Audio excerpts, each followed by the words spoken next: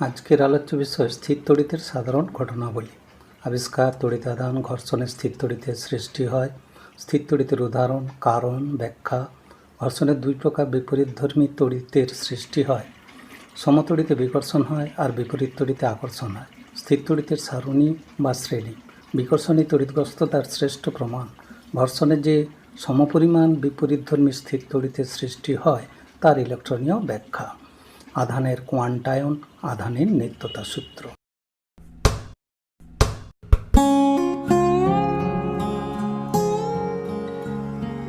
স্থির তড়িতের প্রাথমিক ঘটনাবলী।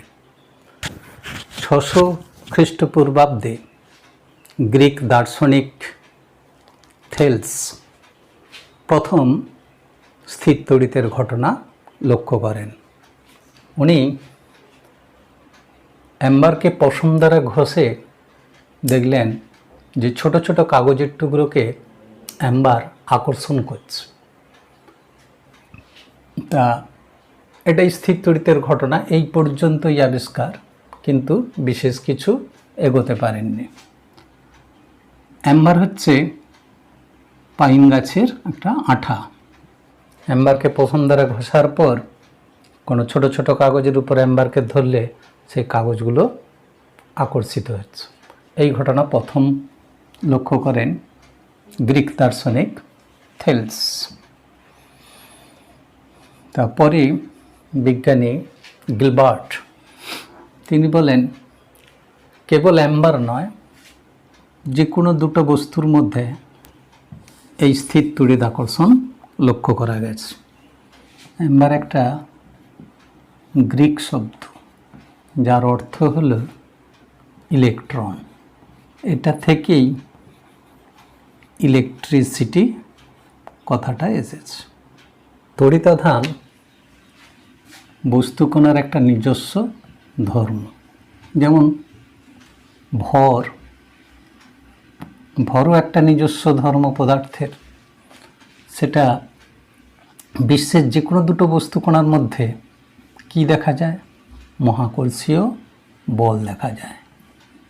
এই ভর নিজস্ব ধর্ম মহাকর্ষীয় বলের উপর নির্ভর করে। মহাকর্ষীয় বল দুটো বস্তুর ভরের গুণফলের সমানুপাতিক হয়। ঠিক সেই রকম বস্তুকণার আরেকটা নিজস্ব ধর্ম হলো তড়িতাধান। এও কি বল দ্বারা? এই তড়িতাধানটা একটা বল দ্বারা ক্রিয়াশীল হবে। সেই বলটাই হচ্ছে তড়িৎ আকর্ষণ বল। তো এখানে আকর্ষণও হতে পারে, বিকর্ষণও হতে পারে। তড়িৎ আকর্ষণ বা বিকর্ষণ বল। এই তড়িৎ আকর্ষণ বল বা বিকর্ষণ বল ওই আধানের, বস্তুকণার আধানের গুণফলের সমানুপাতিক হয়। তাহলে এই তড়িৎ আকর্ষণ বল বা বিকর্ষণ বল পদার্থের যে ধর্মের দ্বারা নির্ধারিত হয় সেই ধর্মটাই হচ্ছে তড়িতাধান। এই তড়িতাধান একটা পরিমাপযোগ্য রাশি, তবে এটা স্কেলার রাশি, এর কোনো দিক নেই। স্কেলার রাশি হওয়ায় এরা সংযোজন নীতিটা, স্কেলারের সংযোজন নীতিটা মেনে চলবে। কোনো একটা বস্তু সংস্থার বা বড় বস্তুর মোট আধানটা কী হবে? প্রতিটা বস্তুকণার আধানের বীজগাণিতিক সমষ্টি, অর্থাৎ পজিটিভ হলে পজিটিভ, নেগেটিভ হলে নেগেটিভ। এইভাবে যে বীজগাণিতিক সমষ্টিটা পাওয়া যাবে সেটাই হবে মোট আধান। এটা যেহেতু একটা স্কেলার রাশি, একে পরিমাপ করা যায় যেহেতু, তাহলে এর একটা একক থাকবে। সিজিএস একক ইএস ইউ, ইলেকট্রোস্ট্যাটিক ইউনিট, বা হচ্ছে স্ট্যাট কুলম, আর এসআই একক হচ্ছে কুলম, সি দ্বারা লেখা হয়। এবার এদের মধ্যে রিলেশনটা কী হবে? 1 কুলম সমান 3 × 10⁹ ইএস ইউ বা স্ট্যাট কুলম। এর মাত্রাটা কী হবে? আমরা প্রবাহ মাত্রার সংজ্ঞা জানি, প্রতি একক সময়ে যে আধান প্রবাহিত হয়। তার মানে কিউ সমান হবে আইটি, তার মানে এককটা হবে অ্যাম্পিয়ার সেকেন্ড, আর মাত্রাটা হচ্ছে প্রবাহ মাত্রার মাত্রাকে আমরা আই দ্বারা ডিনোট করব, আর সময়কে হচ্ছে টি দ্বারা ডিনোট করা।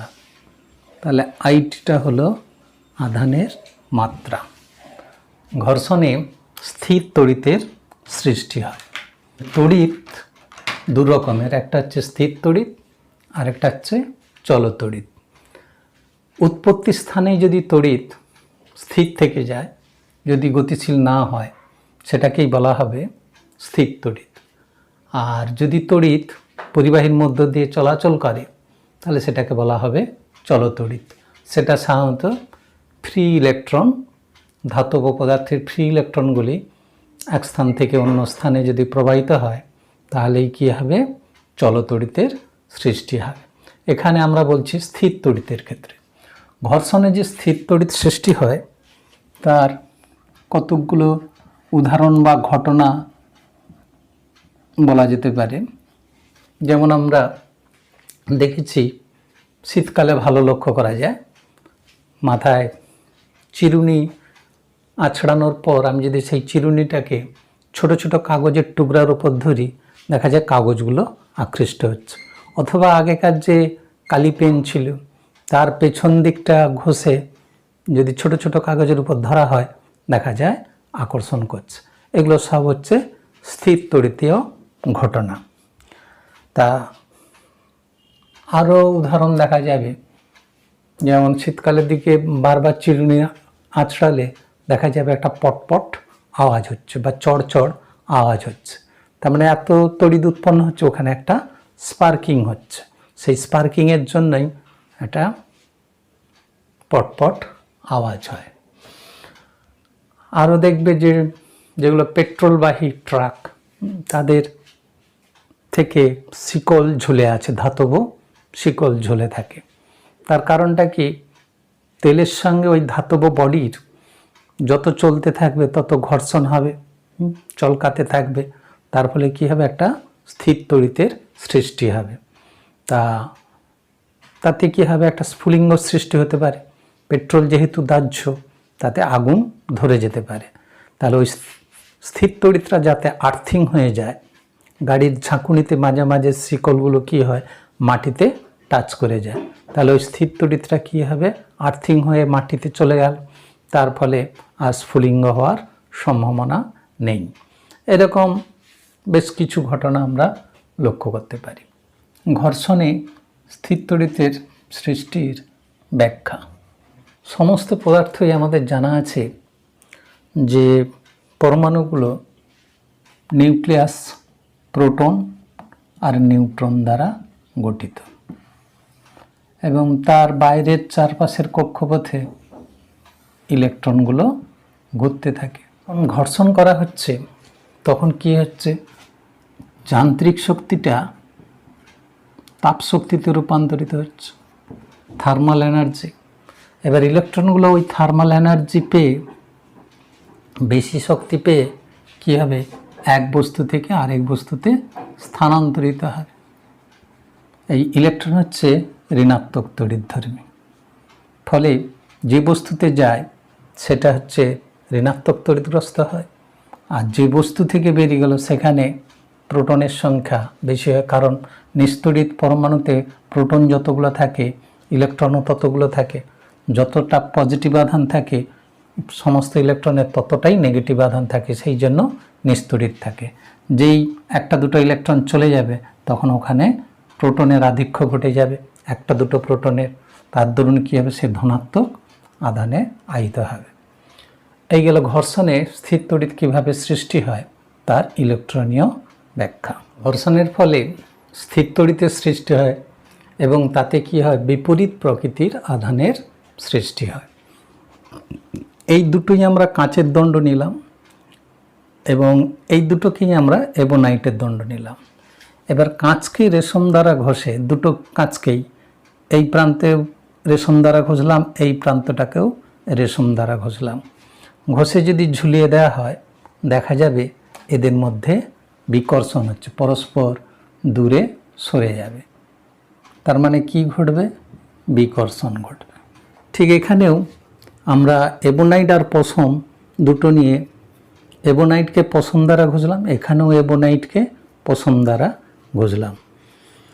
এতেও দেখা যাবে এরা পরস্পর দূরে সরে যাবে, এরা পরস্পর দূরে সরে যাচ্ছে। তার মানে এখানটা কি হচ্ছে? বিকর্ষণ হচ্ছে।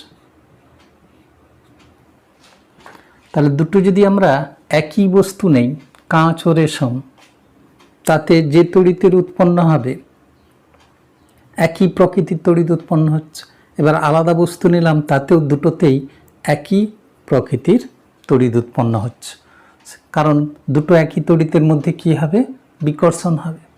কিন্তু যখনই আমরা একটা কাঁচ দণ্ড নিলাম আর একটা এবোনাইট দণ্ড নিলাম, এবার এখানে কাঁচকে রেশম দ্বারা ঘষলাম, এবার এখানে এবোনাইটকে পশম দ্বারা ঘষলাম, তখন দেখা যাবে এদের মধ্যে আকর্ষণ হচ্ছে, এরা পরস্পর কাছে চলে আসবে। তখন কি হচ্ছে? আকর্ষণ হচ্ছে।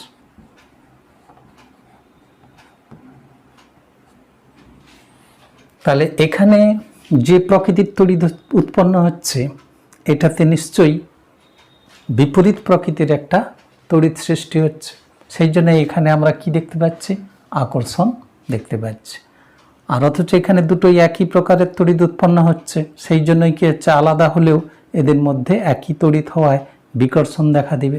কিন্তু এখানে দুটো আলাদা বিপরীত তড়িৎ উৎপন্ন হওয়ায় এদের মধ্যে আকর্ষণ দেখা যাবে। তাহলে সমপ্রকৃতির তড়িতের ক্ষেত্রে কি হবে? বিকর্ষণ হবে। আর বিষম প্রকৃতির তড়িতের ক্ষেত্রে কি হবে? আকর্ষণ হবে। তাহলে এই পরীক্ষা থেকে আমরা এই সিদ্ধান্তটা নিতে পারি।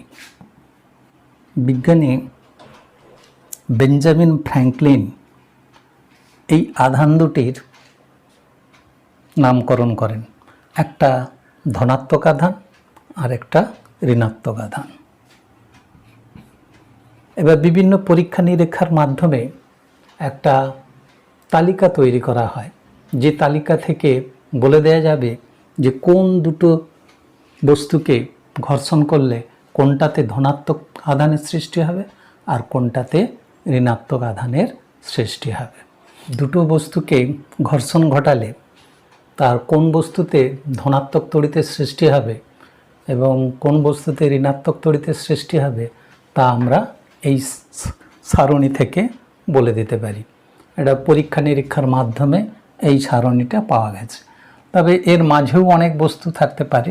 মোটামুটি আমরা এখানে 12টা বস্তুর একটা তালিকা দেওয়া হয়েছে। তা এর নিয়ম কি? এদের মধ্যে যে কোনো দুটো বস্তুকে নিয়ে যদি ঘর্ষণ ঘটানো হয়, তার মধ্যে যেটা উপরে থাকবে সেটা হবে ধনাত্মক, আর নিচে যে বস্তুটা থাকবে সেটা হবে নেগেটিভ। তাহলে কাঁচকে যদি আমরা পশম দ্বারা ঘষি, তাহলে কে ওপরে আছে? পশম।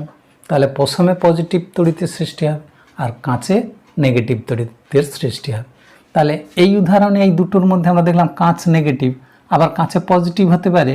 আমরা যদি কাঁচকে রেশম দ্বারা ঘষি তখন কাঁচ ওপরে, তাহলে কাঁচে ধনাত্মক তড়িতের সৃষ্টি হবে আর রেশমে ঋণাত্মক তড়িতের সৃষ্টি হবে। সেরকম এবোনাইট আর পশম এই দুটোকে যদি ঘর্ষণ করা হয়, এদের মধ্যে কে উপরে আছে? পশম উপরে, তাহলে পশমে ধনাত্মক তড়িতের সৃষ্টি হবে আর এবোনাইটে ঋণাত্মক তড়িতের সৃষ্টি হবে। আগের যে পরীক্ষায় আমরা কি ধরনের তড়িৎ উৎপন্ন হয়েছিল বলা হয়নি, যে দুটোই যদি একই বস্তু হয়, কাঁচ আর রেশম, তাদের মধ্যে একই প্রকৃতির তড়িৎ সৃষ্টি হয়। আবার এবোনাইট আর পশম এই দুটো যদি একই বস্তু থাকে, তার মধ্যেও যদি আমরা তড়িৎ দেখি একই প্রকৃতির হবে। সেই জন্যই দুটোতেই আমরা কি দেখেছিলাম? বিকর্ষণ দেখেছিলাম। আর যখন এই দুটো আলাদা বস্তু হয়ে যাচ্ছে, দুটোই আলাদা আলাদা বস্তু দ্বারা ঘর্ষণ করা হচ্ছে, তার ফলে কী হবে? একটাতে যে প্রকৃতির তড়িৎ হবে অন্যটাতে বিপরীত তড়িতের সৃষ্টি হবে। এইটা আমরা পরীক্ষায় বলেছিলাম, কিন্তু কোনটাতে ধনাত্মক কোনটাতে ঋণাত্মক সেটা আমরা বলিনি। কিন্তু এবার এই শ্রেণী থেকে আমরা বলে দিতে পারি। এটাকে ঘষা হয়েছিল কাঁচকে রেশম দ্বারা, তাহলে কাঁচকে রেশম দ্বারা ঘষলে কাঁচ কী হবে? ওপরে আছে, রেশম নিচে আছে, তাহলে কাঁচে ধনাত্মক তড়িতের সৃষ্টি হবে, রেশমে ঋণাত্মক তড়িতের সৃষ্টি হবে। তাহলে এখানে কাঁচে কি তড়িতের সৃষ্টি হয়েছিল? পজিটিভ তড়িতের সৃষ্টি হয়েছিল এবং ওই জায়গাতেই উৎপত্তি স্থলে স্থির ছিল, সেই জন্য এটা স্থির তড়িৎ। এদের মধ্যে তাহলে কি হবে? বিকর্ষণ ঘটবে।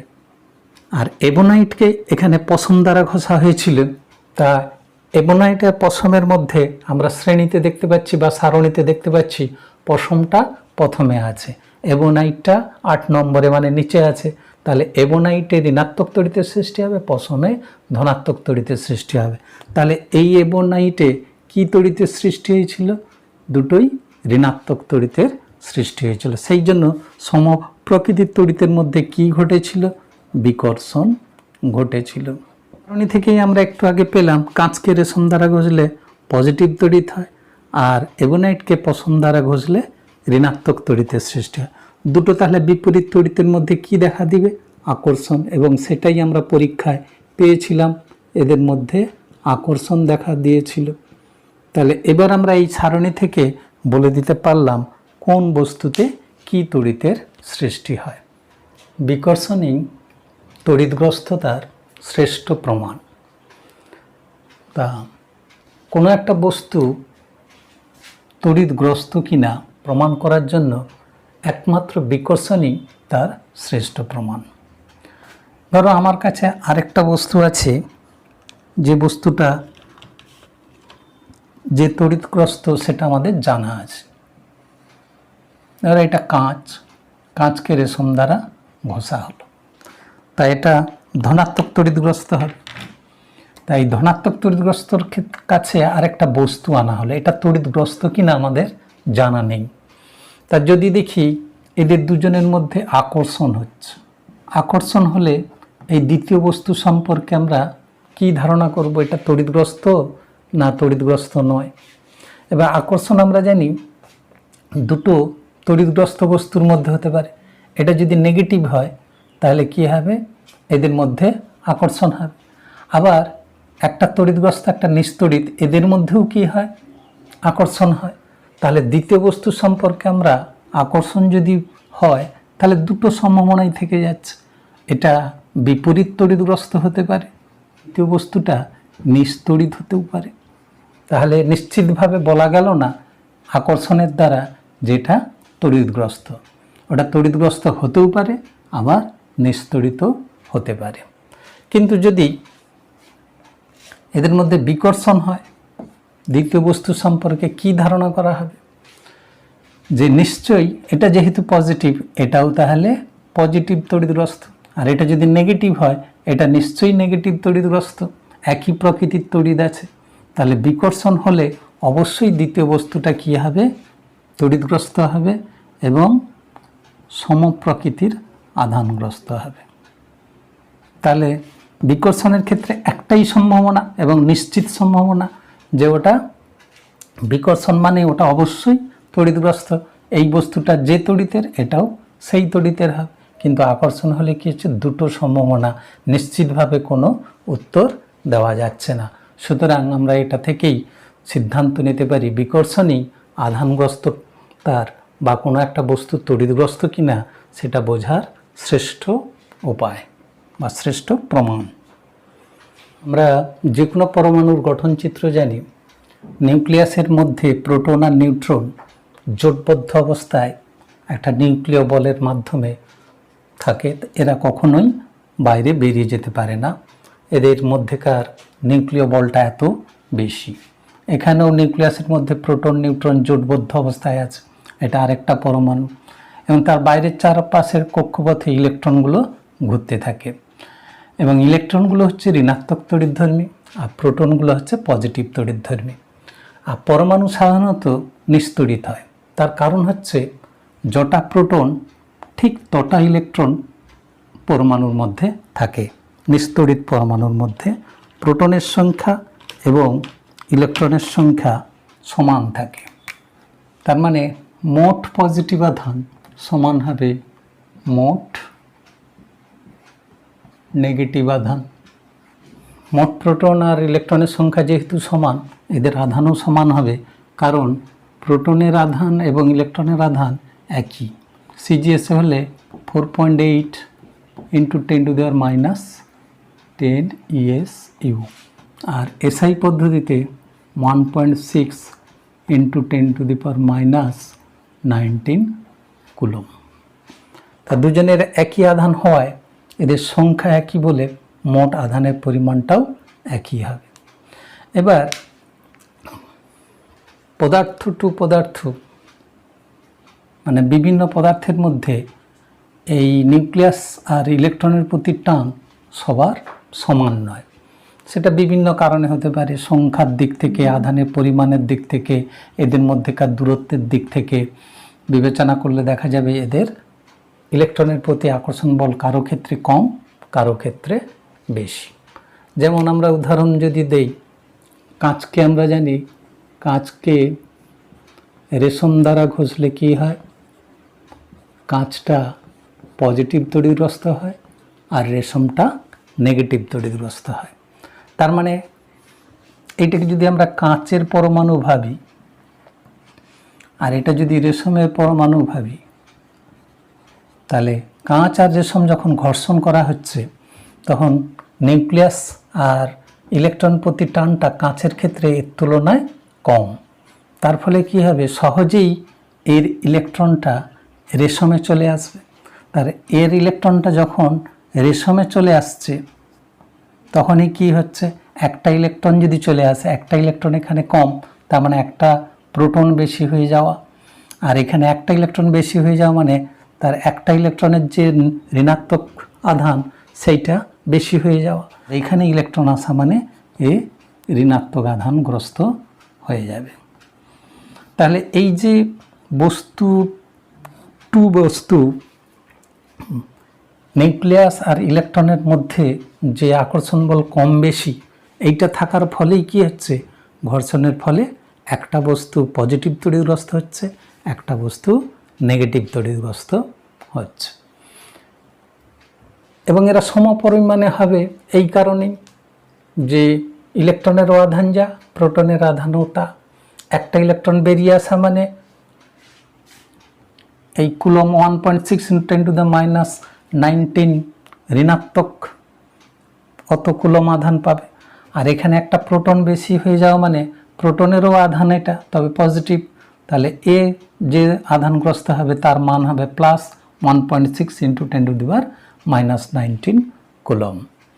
এই গেল ইলেকট্রনীয় ব্যাখ্যা, একটা বস্তু কেন ধনাত্মক তড়িৎগ্রস্ত হচ্ছে আর একটা বস্তু কেন ঋণাত্মক তড়িৎগ্রস্ত হচ্ছে। ইলেকট্রনের ভর এত কম,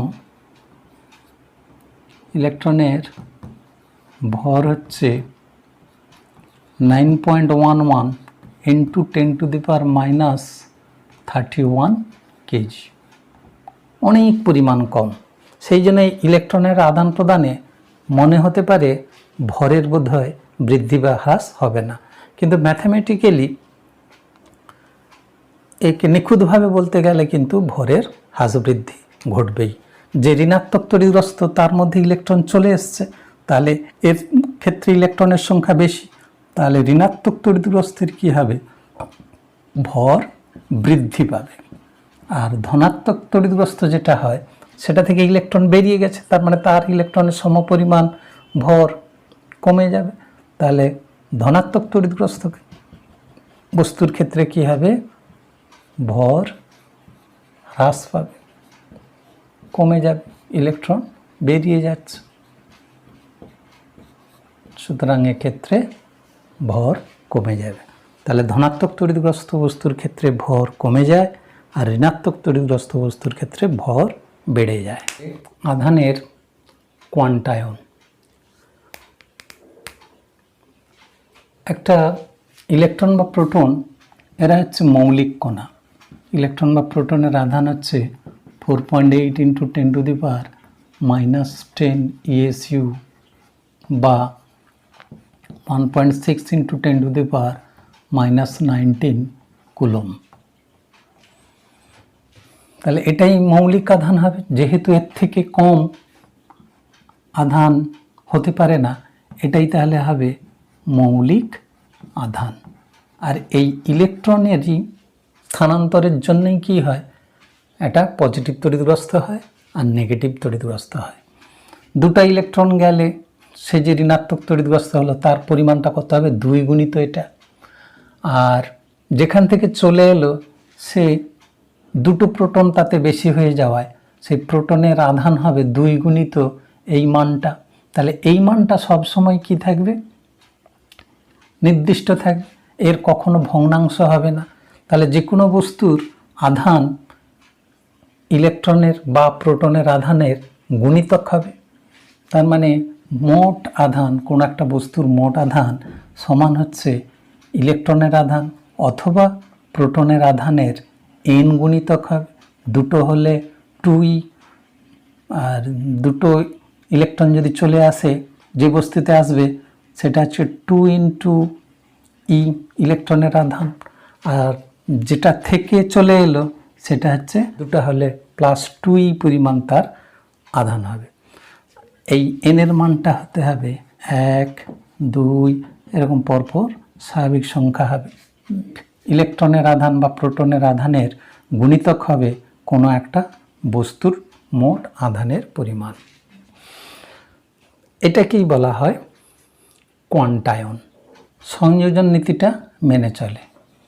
মোট আধান হচ্ছে অনেকগুলো আধান যদি হয় তাদের বীজগাণিতিক সমষ্টির সমান হবে। কেউ যদি নেগেটিভ হয় তার নেগেটিভ মান নিয়ে যুক্ত হবে। যেহেতু এটা স্কেলার রাশি সুতরাং এই সংযোজন নীতিটা মেনে চলবে। আর আধান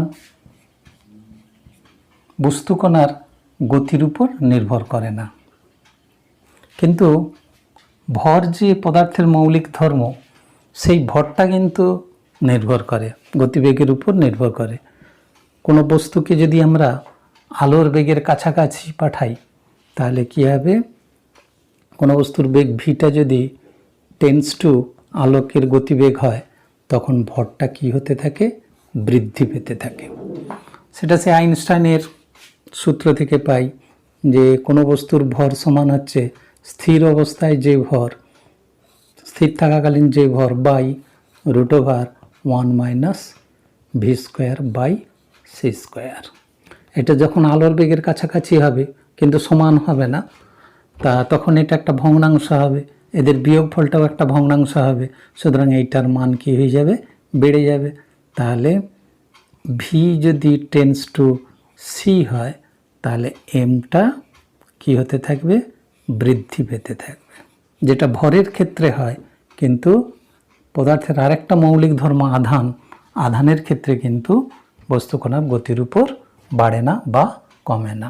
আধানের নিত্যতা সূত্র বা সংরক্ষণ সূত্র, কনজারভেশন লজ অফ চার্জ।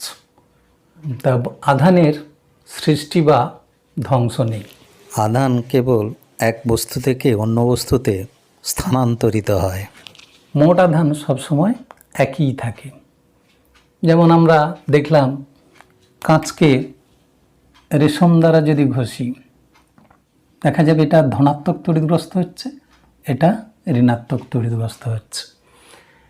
মনে হতে পারে যে এখানে একটা ধনাত্মক তড়িৎ সৃষ্টি হলো, এখানে ঋণাত্মক তড়িতের সৃষ্টি হলো, কিন্তু দেখতে গেলে বিচ্ছিন্ন সংস্থাটাকে যদি আমরা দুটোকে যদি আমরা ধরে নেই যে একটা সংস্থা, তাহলে এদের যে টোটাল আধান, এর মধ্যে যে টোটাল আধান সেটা কি হবে, একই পরিমাণ থাকবে। তাহলে মোট আধান সবসময় সংরক্ষিত থাকে। যেটা আমরা দেখছি যে এটা ধনাত্মক তড়িৎগ্রস্ত, অ্যাকচুয়ালি একটা ইলেকট্রন এখানে চলে যাচ্ছে, সেই জন্য এখানে ঋণাত্মক তড়িতের সৃষ্টি হচ্ছে। আর এখানে প্রোটন সংখ্যা যা ছিল তাই, কিন্তু ইলেকট্রন এখানে চলে যাওয়ায় কী হচ্ছে, এখানে একটা প্রোটন বেশি হয়ে যাওয়ায় এটা ধনাত্মক তড়িৎগ্রস্ত হয়ে গেছে। কিন্তু এখানে আমরা মোট প্রোটন এবং মোট ইলেকট্রনের সংখ্যা যদি দুটোর মধ্যে দেখি সবসময় একই থাকবে। তাহলে আগে নিস্তড়িত অবস্থায় এদের যেমন মোট আধান 0 ছিল বা টোটাল ধনাত্মক আধান যা ছিল, এখানেও টোটাল ঋণাত্মক আধান তাই আছে। এই ইলেকট্রন লেনদেনের পরেও দেখা যাবে টোটাল পজিটিভ আধান বা টোটাল নেগেটিভ আধান সমান সংখ্যায় থাকবে এবং মোট আধান 0 হবে। এটাই হলো আধানের নিত্যতা সূত্র। ধন্যবাদ।